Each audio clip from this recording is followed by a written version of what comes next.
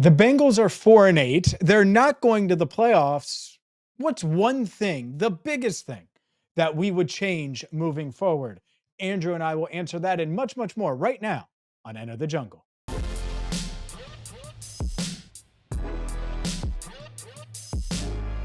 Hi again, everyone, and welcome into Enter the Jungle. I'm James Rapien. He is Andrew Fox Miller. Catch us every single Tuesday at 8 Eastern right here on the YouTube channel, Cincinnati Bengals Talk Weekly on the FanDuel Sports Network. And as you see on Andrew's shirt, we're presented by Garage Beer. And let's dive into it, Andrew.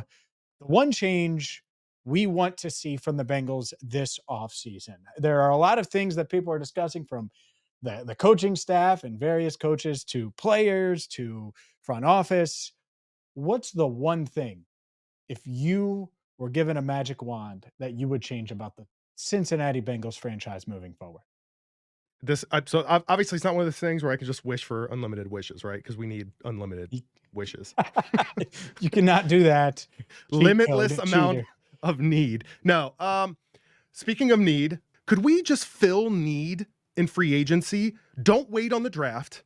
And then imagine if we could actually draft best player available in the draft. I know that's always their approach, but like truly coming out of free agency feeling like we've got what we need, and there are coaching issues to solve and all that. Don't get me wrong, but I'm going to say it again. We didn't have a suitable replacement for cornerback in free agency. We didn't have a proper DJ Reader replacement in free agency. So similar to grabbing Trent Brown in free agency, then drafting Amarius Mims, give me that. Can we address that in free agency and then have the draft truly be supplemental in order to build this roster? Sure. Totally get it. I do get that. And what that means, by the way, is, oh, well, post-draft, you didn't re-sign DJ Reader. You added McKinley Jackson and Chris Jenkins. Well, maybe go get Calais Campbell, right? You didn't get an interior lineman early enough in the draft to bank on him playing guard for you. So go get a backup guard that happens to be available. Dalton Reisner was available for a lot of the offseason, for example. Guys that are there past the draft that are available. I agree with you. I think they could have made their hay a bit. Stephon Gilmore, Calais Campbell, and you go and get Dalton Reisner. Well, those are three needs, right? Those are three things that they could have fixed by addressing them after the draft. Like, free agency doesn't just end. Right. To be clear, I am free. I'm okay with both ways. If you're truly going to take BPA in the draft, Sure. then you're going to fill the need after the draft as well, to your point. Yeah, but my point is in free agency, that's fine. I agree with that. Not taking McKinley Jackson and reaching on him because you know Calais Campbell's out there, or because you know this guy's out there, or because maybe you just re-signed DJ Reader, right? And I think a lot of people will say that too, and so I'll mention it. Keeping your good players, that's important. The Jesse Bates one, look at all the assets they've thrown at safety. And so mine is in that same category. As much as I do want to talk about the coaches, and I think there's time to talk about the coaching staff, and I have so many ideas, Andrew. You have no idea. So many ideas. I'm sure of you do. videos that we are going to definitely hit on. Of course. That you're going to love. You're going to see a lot of this face. Just look right at me right now. Just look. You're going to see a lot of this face. Anyways, the thing I would change is the thing that caused Jesse Bates to leave town, that is likely going to cause T. Higgins to leave town and sign elsewhere. And it's not ownership or coaching staff. It's the front office logic, which definitely has to do with ownership. But I'm not telling Mike Brown to sell the team.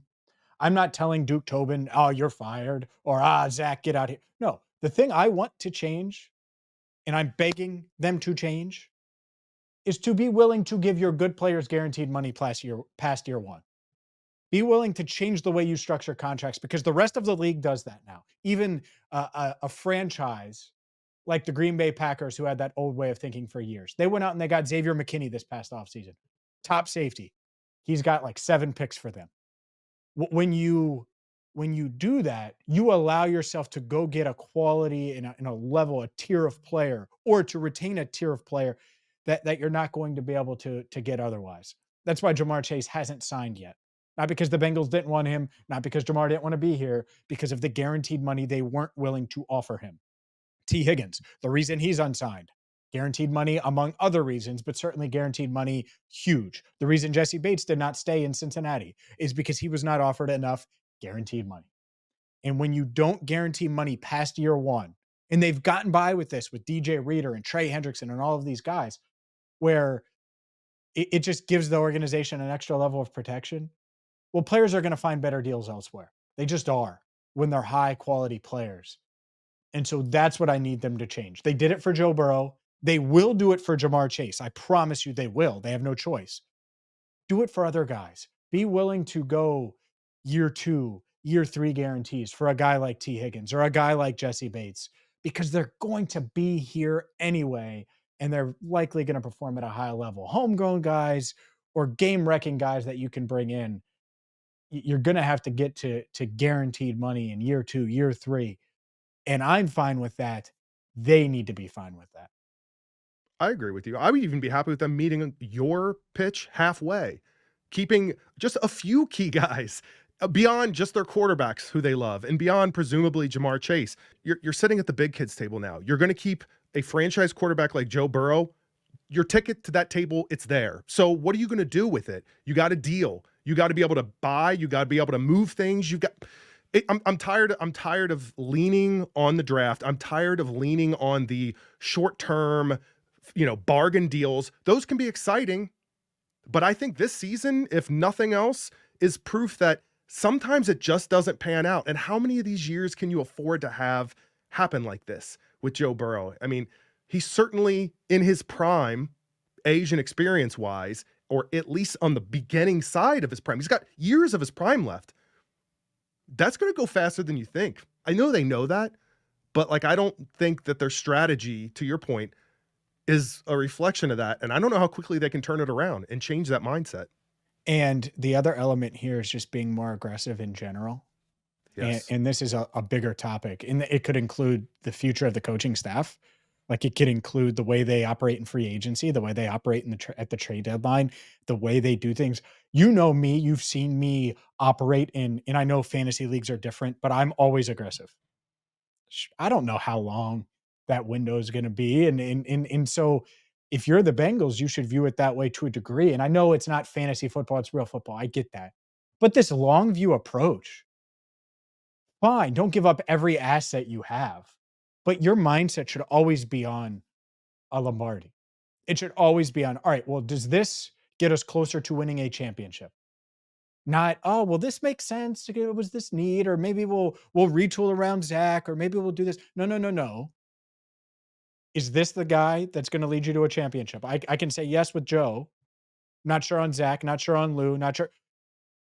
That's so the aggressiveness part, and now I'm getting into the coaching stuff, but that is something that I need to see from this franchise moving forward because they have Joe Burrow. And he is the best quarterback in franchise history. Period. It's over. It's done. I'm not debating it anymore. Jamar Chase is the best receiver in franchise history. Done. Not debating it anymore. And you're talking, this is the biggest Chad Johnson fan on the planet saying this. These guys are different. Take advantage of the window because you're right. It could close very, very quickly, and it is not closed. I know it feels closed because they stink this year. It is not closed, but they have to be aggressive to fix their issues if they're going to open that window wide open like it felt like it was a few years ago. Well, what are we doing, Bengals? Come on. What are we doing? What are we doing? What are we doing, James? You think that's frustrating? Just wait till I get to the 2024 Bengals by the numbers. These numbers are going to make you throw your hat. We'll get to them coming up next. Welcome back to Enter the Jungle. He's Andrew Fox Miller. I'm James Rapien, and it's time to get to the numbers. Yeah, we know the 2024 Bengals are 4-8. We know they're not going to make the playoffs. But how about these stats for you? I got some stats for you, Andrew. The Bengals 1-7 in one-score games. That one win coming against the Cleveland Browns, and thank goodness the Browns scored a garbage time touchdown to make it a one-score game to give the Bengals that lone win. They are 2-4 in games where they've scored 33 or more points. 0-2 against the AFC North when scoring 38 points. They lost to the Ravens at home. They lost to the Steelers at home. Just unbelievable. But this one is quite wild, and I have a bunch of numbers for you, but I'm just going to throw them all out there and get your reaction. The Bengals have scored 38 or more points 3 times. They're 1-2 in those games, and they're averaging nearly 28 points per game in their losses. That includes 10 points against the Patriots. So think about that. They're averaging nearly 27.8 points, nearly 28 points per game. And that's in their losses, not just every single week. That's in games that they've lost. That would be the most in NFL history for a team with at least 5 losses, by the way. So, yikes. Not only that, I also saw NFL Insights had that they've lost 4 games when scoring 30 or more points, which is tied for the most in a single season in NFL history with the 2002 Chiefs. Like, it's just the numbers keep piling up. And you could say what you want about Joe Burrow. Oh, interceptions, turnovers in the fourth quarter, or people are trying to kind of dismiss that he's not closing out games. Imagine if Joe Burrow wasn't on this team. Like, forget all of that for a moment. Like, if he wasn't, like, what happens if all of a sudden, and not to pick on him, I'm just going with the most recent quarterback we had, Andy Dalton, or let's do current roster, Jake Browning. Like, do you think those numbers, as disappointing and upsetting as they are, do you think those numbers even look that way from an offensive standpoint? Come on. No, they would suck even worse. Joe Burrow is arguably the best quarterback in the league. I see these national buffoons talking about how it's Joe Burrow's fault that he turned the ball over, and it's not. It's the Bengals' fault for not adding a guard when I told them to time and time again this offseason. It's you say like you take it personally. I do, because if they would just listen to me, it would be much better. Draft-wise, they would be so much better over the past few years. And that sounds super egotistical. Whatever. I don't care. I hear it every day. If you would just listen to me, Andrew, we have the film, Andrew. Like my draft, we have it. It's already out there. Go check the tape. So one more, by the way, and of course I'm going to mix in Tom Brady with Joe Burrow here. Tom Brady didn't do something in 23 seasons combined that Joe Burrow has done this year. Brady had 4 losses in his career when scoring 33 or more points. Joe and the Bengals reached that one season. Man, oh man. It's crazy. It's insane. Those numbers are crazy. And you can put the turnover on him. How in the world? He hits his back foot and goes to throw the ball and it's hit out of his hands. That's not Joe's fault. It isn't. And how about the defense? You force more than one punt. Those are the things that stand out to me. But we have plenty of time to talk about the defense. In fact, you're going to hear from a captain of the Bengals defense tackling what missed tackles. We'll get to that coming up next. Why can't the Bengals defense get things turned around? Welcome back to Enter the Jungle. That's a question that we've discussed a lot, that have been asked from you, me, Andrew's asked it. Well, the answer, it's probably a lot more complicated than just one or two guys, including defensive coordinator Lou Anarumo, who took blame on Monday for the Bengals' issues all season long. And that sounds good, and I do think Lou is to blame. I also think that this guy is to blame, Germaine Pratt, after the game, after losing 44-38, after failing to get any sort of stops that you needed down the stretch to give the Bengals a chance against the Steelers. Germaine Pratt, well, he didn't see any missed tackles. What missed tackles? Missed tackles? Yeah. Did you feel like there were a lot of missed tackles today? Not that much, I don't think. I'm just saying, like, it was just screen. It was quick games. They weren't doing too much. They was getting the ball out quick. That to me is so shocking, Andrew. The lack of self-awareness there. Like, there weren't many missed tackles. Like, of course there were missed tackles. Yeah, like at first I thought it was like shtick or something when I saw it. I thought he was kind of clowning around, and then it kind of continued, and it wasn't a joke. I mean, I think the total was 14 missed tackles, 9 in the first half alone. That's according to PFF. The play that really irks me, and he had multiple missed tackles, but he wasn't involved in this one. The George Pickens screen pass. How does George Pickens take a screen pass 17 yards for a touchdown when it's not like he used his incredible speed and quickness to outmaneuver guys. Like, it was just straight. He just waltzed down the sideline. I mean, it was a real easy touchdown. It's those are the type of plays that really irk me about this defense. Yeah, those are the type of plays that give Russell Wilson career numbers. Like, we've just seen it time and time again, and nothing has changed.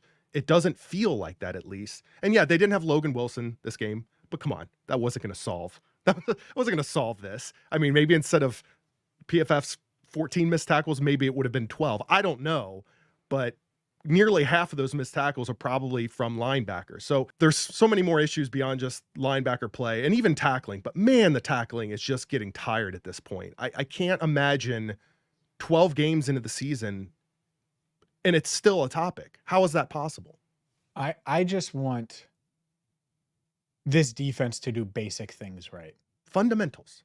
Like, you have to do basic things right if you're going to be okay at anything in life, literally any facet of anything ever. You have to do basic things. And if you can't do basic things, that is the most frustrating thing ever. I'm not asking the Bengals defense to be talented. I'm not asking them to be top 10. I'm asking them to do basic things. The things that you ask an intern to do to, I don't know, be an intern. Like, the simplest level of football is tackling. It's that simple. And that's also why, and I'm going to surprise you with something. Up next, I think Lou Anarumo is making a big mistake. I think the Bengals are making a big mistake. Oh, and Andrew is going to reveal the young player he's excited to watch the most over the next 5 weeks, or wants to see more of over the next 5 weeks. But Lou and his defense, they're making a big mistake, and we will get to it coming up next. Welcome back to Enter the Jungle. I'm James Rapien. He's Andrew Fox Miller. Let's dive into what I think is a huge mistake, Andrew. In full disclosure, as we were recording this, I made the call to flip the topic here, and Andrew has no idea where I'm going. But nope. the segment was scheduled to be what young player we want to see more of over the next 5 games. And I will get to Andrew's in just a second. But the player I picked, I found out, is still going to be on the bench this week, at least on defense. And that's Tycen Anderson. The Bengals are sticking with Geno Stone as their starting safety. I don't know why. It does not make sense. And I do not care that you signed him. I do not care that you think he's part of the solution, because what I said just a few minutes ago, the basic things, and I know he wasn't a great tackler at Baltimore, but I need you to do basic things, like take the right angle, slow ball carriers down. Geno Stone cannot do that. Geno Stone has said with his play multiple times this year that he cannot do that. Time and time and time and time and time and time and time and time and time again. I know Tycen Anderson can tackle. I've watched Tycen Anderson tackle. I've seen him do it on special teams. I've seen him do it on the open field. I've seen him do it when he's on an island with these super quick twitch, fast receivers and returners in the NFL. He's made tackles. Oh, does he run fast? Oh, he runs a sub 440-yard dash. So he's faster than Geno Stone too. There is absolutely no reason, none, why Geno Stone should be starting this week against Dallas. Don't care that the Bengals still have playoff hopes. Don't care that he's the vet that had 7 picks last year for Baltimore. He has 1 interception this year. I want to see what Tycen Anderson can do. I think he's the better athlete anyway. I think he could end up being the better player. Defensively, we need to see him. I want to see him. He was my player for this segment anyway. And you find out that Lou is sticking with a guy like Geno Stone at this stage. I hate it, Andrew. I hate it. You could say that for a lot of players, a lot of things that they're just not letting go of and making adjustments for. But I hear you on this one. I hear Geno Stone. I don't know if I've ever had a player on a Bengals roster coming from a different team, in this case, the Baltimore Ravens with Geno Stone, that I've wanted to go back in mid-season since joining his new team in the Bengals and just watch him tackle, because like, it's just something you take for granted because it just, you get it done. The interceptions, I remember a lot of those, but like the tackling, I've never said that about a player before. Like, I actually am intrigued to go do that. He wasn't great tackling in Baltimore.